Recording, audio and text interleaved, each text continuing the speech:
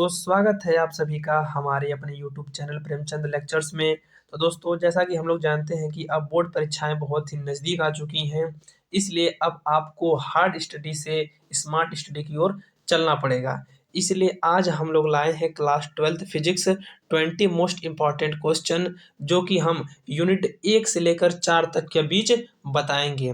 जो भी छात्र इस समय क्लास 12th में है, उनके लिए वीडियो बहुत ज़्यादा खास होने वाली है, क्योंकि यदि ये 20 क्वेश्चन आप कर लेते हैं तो यूनिट 1 से लेकर 4 तक आपके जितने भी क्वेश्चन हैं, इन्हीं के बीच से जितने भी बड़े क्वेश्चन हैं या फिर छोटे क्वेश्चन हैं, कम नंबर के क्वेश्चन हैं, उनका भी रिवीजन आपका हो जाएगा।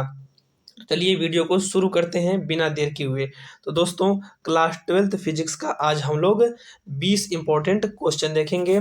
कहाँ से कहाँ तक? यूनिट 1 से 4 तक, जिसमें कौन कौन से टॉपिक मैंने टच किए हैं? स्थिर विद्युत की, धारा विद्युत, विद्युत धारा का चुंबकीय प्रभाव और विद्युत चुंबकीय प्रेरण। तो चलिए आगे बढ़ते हैं। अब थोड़ा मैं इसको जूम कर लेता हूँ। ठीक है दोस्तों, चलिए तो वीडियो शुरू करते हैं। 20 most important question for of physics class 12th के लिए। तो पहले नंबर का क्वेश्चन है, विद्युत द्विध्रुव तथा विद्युत द्विध्रुव आघूर्ण से आप क्या समझते हैं? आपकी जानकारी के लिए मैंने ये भी लिख दिया है कि ये क्वेश्चन किस किस साल में पूछे गए हैं। तो ये क्वेश्चन 2020 में, 2022 में और 2019 में पूछे गए हैं। आप लोग किसी भी क्वेश्चन बैंक को उठा लीजिएगा, ये जितने सारे क्वेश्चन मैंने कलेक्ट किए हैं आपको सारे क्वेश्चन बैंक में मिल जाएंगे, जो कि हाल ही के पिछले बीते सालों में पूछे गए हैं। ठीक, तो पहला क्वेश्चन हो गया। दूसरे को नंबर क्वेश्चन देखिए। दूसरे का, किसी विद्युत द्विध्रुव की अक्ष के किसी बिंदु पर स्थित विद्युत क्षेत्र की तीव्रता का सूत्र ज्ञात कीजिए। अर्थात हमें अच्छी स्थिति में विद्युत क्षेत्र की तीव्रता का सूत्र ज्ञात करना है। इसी तरह दोस्तों, इसके साथ एक और क्वेश्चन बनता है, वो है विद्युत द्विध्रुव की निरक्षी स्थिति में विद्युत क्षेत्र की तीव्रता का सूत्र। तो आप लोग उसको भी इसके साथ देख लीजिएगा। ठीक, आगे बढ़ते हैं। तीसरे नंबर का क्वेश्चन, ये सारे क्वेश्चन मोस्ट इंपॉर्टेंट क्वेश्चन मैं यहाँ से कलेक्ट किया हूँ। फिर देखिए तीसरे नंबर क्वेश्चन, विद्युत फ्लक्स से आप क्या समझते हैं? इसके मात्रक स्थितियां एवं निर्भरता को समझाइए। विद्युत फ्लक्स से क्वेश्चन आया हुआ है। फिर चौथे नंबर का क्वेश्चन है, स्थिर विद्युत्की में गॉस की प्रमेय लिखिए। इसकी सहायता से अनंत विस्तार की समतल आवेशित अचालक प्लेट के निकट विद्युत क्षेत्र की तीव्रता को ज्ञात कीजिए। ये सारे क्वेश्चन देखिए 2016 में, 2015 में, 2017 में पूछे गए, जो कि मोस्ट इंपॉर्टेंट क्वेश्चन हो जाते हैं आपकी आगामी परीक्षाओं के लिए। फिर 5 नंबर का क्वेश्चन देखिए, समांतर प्लेट संधारित्र की धारिता का व्यंजक व्युत्पन्न कीजिए। इसकी धारिता को किस प्रकार बढ़ाया जा सकता है, ये भी आप लोगों को बताना है। ठीक दोस्तों, 5 क्वेश्चन हो गए हैं। अब छठवां क्वेश्चन देखिए, धारा घनत्व से आप क्या समझते हैं?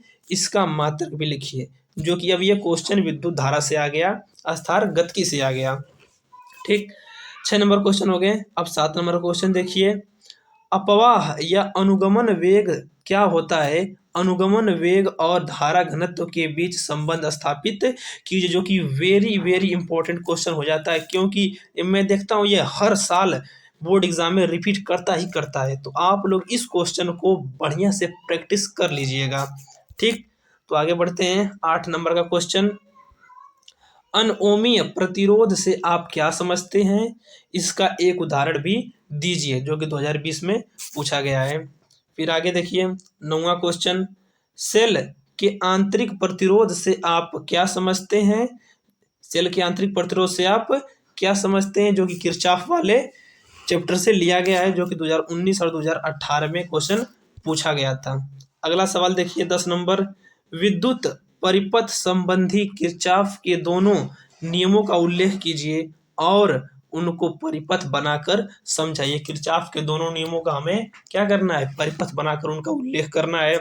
10 नंबर तक क्वेश्चन हो गया। 11वां नंबर का क्वेश्चन देखिए, बायो सेवर्ट का नियम समझाइए। इस नियम का उपयोग करके एक वृत्ताकार धारावाही कुंडली के केंद्र पर चुंबकीय क्षेत्र के व्यंजक का निगमन कीजिए। जो कि विद्युत धारा के चुंबकीय प्रभाव नामक चैप्टर से लिया गया है। ये बायो सेवर्ट वाला क्वेश्चन। 11 नंबर का क्वेश्चन हो गया। अब 12वां नंबर का क्वेश्चन देखिए।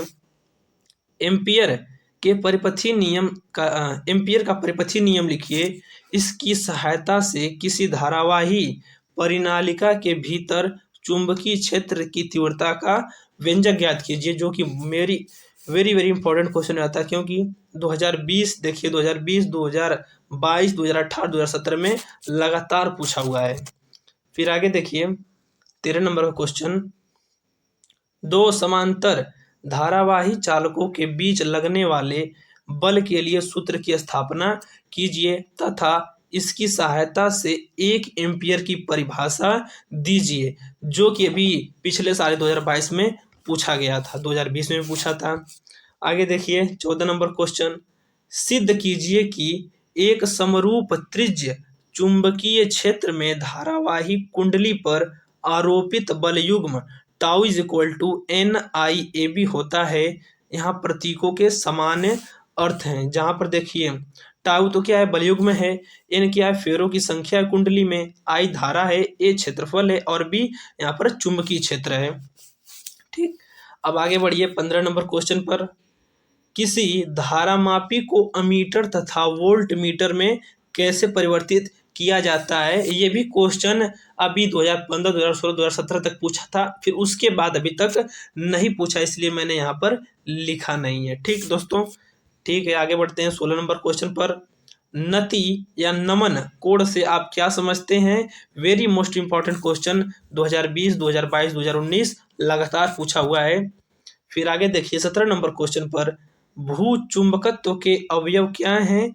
उपयुक्त आरेख की सहायता से व्याख्या कीजिए कि भू चुंबकत्व के कितने अवयव होते हैं।